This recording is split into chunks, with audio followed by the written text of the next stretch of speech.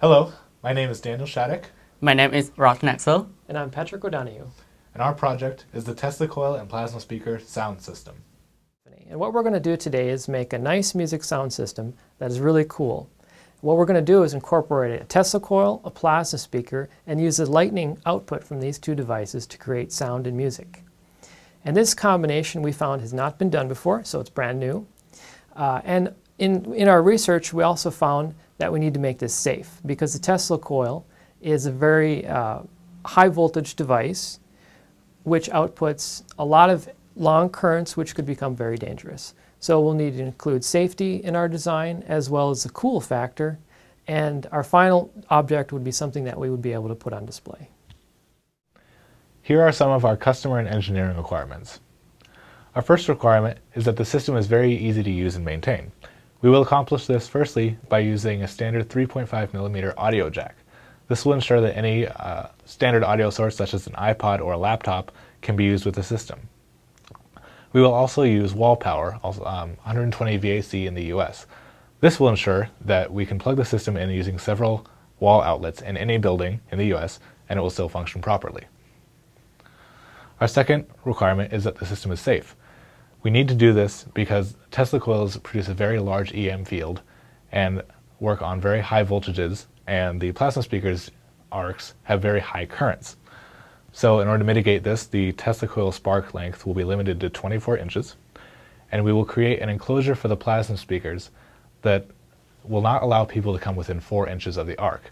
These arcs are very hot and of course are electrical, so people should not touch these. Our third and final important requirement is that the system is impressive in its design and operation. The system is meant to show people how cool electrical engineering can be, and so we want it to be very flashy and work very well in general. In order to accomplish this, we will have output frequencies in the range of 20 Hz to 20 kHz, which is the normal range of human hearing, and the levels will be between 100 and 130 decibels. This will ensure that the system is fairly loud, at least as loud as a normal speaker system you would hear attached to somebody's computer, and that way people can hear it from a good distance away. We will also ensure that the total harmonic distortion of the Tesla coil is less than 50%, and the total harmonic distortion of the plasma speakers is less than 10%. This will ensure that our sound quality is very good. So we have the top level of our system. There's two inputs. One is the audio in and wall power. The audio in is standard analog signal, and the power, wall power is 120 VAC at 60 Hz. And the maximum current of the wall power is between 15 to 20 amps. And we have three outputs. The subwoofer sound level is in a range of 100 to 130 decibels. For the Tesla coil sound level is between 100 to 120 decibels. And lastly, for the plasma sound system is between 60 to 90 decibels. And the electromagnetic field is considered as environment now. We have audio in coming into the filters block. This block is to filter audio in signal, and it also acts as current buffer. When we have analog signal going to the Tesla buffer, we will get pole width modulation signal by providing a standard power 120 volts AC at 60 Hz. We have the Tesla coil is power, and the sound is graded. We have a Faraday cage to ground the spark to make sure it's safe.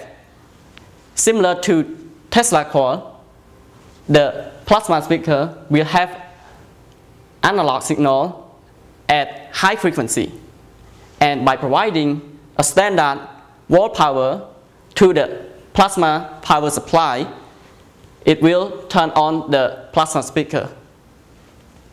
Lastly, we have subwoofer block. The audio in signal is sent straight to the subwoofer block, and again we have a standard wall power sent to the subwoofer block, and sound is graded. The reason we use subwoofer block because it can handle low frequency signal. So I would like to explain how a conventional Tesla coil works. By providing 120 VAC at 60 Hz from a volt socket, it will turn on the step-up transformer. When the step-up transformer is turned on, it will charge a capacitor. When the capacitor is fully charged, it will behave like a battery. So we have a plus and minus right here, and the current going through the circuits. Then that means it will close the spark gates. So the direction of current going this way, and going through electromagnetic, we have current going this way. That means we have a positive right here and a negative right here. By having a high voltage, that means we have the spark coming out all kinds of directions. This is a conventional Tesla coil. For our project, we will build a solid-state Tesla coil.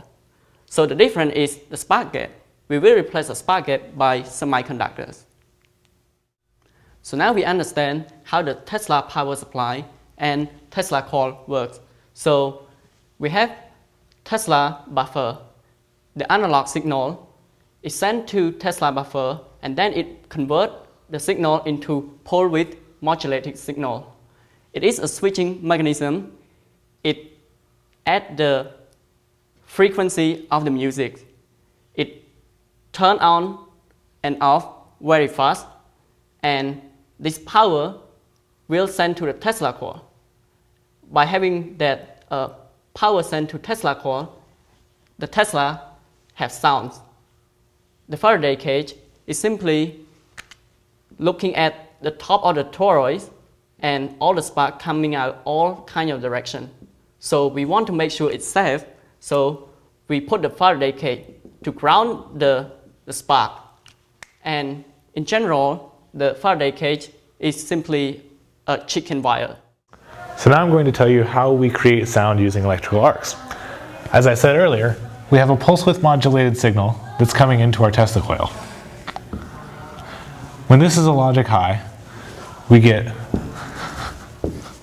sparks coming out of the Tesla coil. And when it's a logic low, it switches off the MOSFET and the Tesla coil turns off. Now as this is happening very, very rapidly at the frequency of the music, so the Tesla coil is turning on and off at the same rate of the frequency of the music. And what happens is the electrical arc is very hot. What this does is it heats and cools the air at the same rate as the music. So as the air heats and cools very, very rapidly, we get pressure waves which turn into sound. Now with the plasma speaker, we have almost the same signal coming in. But instead of having this Tesla coil, we have an arc between 2 points. This arc requires a very high voltage to stay on, and so we actually have to keep it on continuously. So instead of turning it on and off very fast, what we do is we use this signal to modulate the power output of the arc. So this thing will modulate the gate of a MOSFET again, but that gate of the MOSFET, or sorry, not the gate, but the MOSFET is connected to this arc, and when it's turned on, it draws more current through the arc, making the arc hotter. So in the same fashion, the arc gets hotter and colder at the frequency of the music, which creates, once again, sound waves. Hello, this is the main block diagram of our plasma speaker system. With our plasma speaker, we're going to take standard wall power. We're going to put it into a plasma power supply. One of the problems with the plasma speaker is to close such a large gap of 2 inches or less takes a high voltage. So this power supply will step up the voltage using what's called a flyback transformer. And then that will go into a plasma buffer system, which will incorporate pulse width modulation into that signal. And that signal, once it's been pulse width modulated, will go over to our plasma speaker, and using that pulse width modulation, it'll be able to produce varying sound outputs in that spark. Then we have the sound output. The enclosure we have specified earlier is supposed to be about a safe enclosure, so people can't touch the spark itself because it's very dangerous, obviously. So it has to prevent people from getting within 4 inches of the actual spark itself.